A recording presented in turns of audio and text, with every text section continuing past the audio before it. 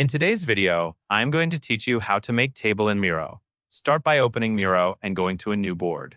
You can use a blank board or any existing board where you want to organize information. Once the board is open, take a moment to position your view on the canvas so you have a clear space to place the table. This makes it easier to format everything neatly from the start. Next, go to the Tools area on the left side of the board and select Tools, Media, and Integrations. This menu is where Miro keeps extra objects and features that may not appear directly on the main toolbar.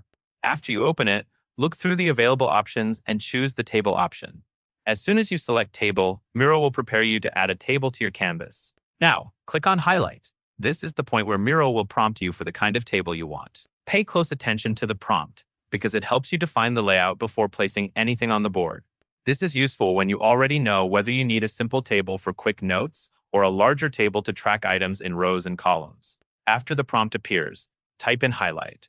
When you type, keep your labels clear and specific, since the text you enter will guide how the table is created and what it is meant to capture. Using short, descriptive wording also helps anyone else viewing the board understand the table at a glance.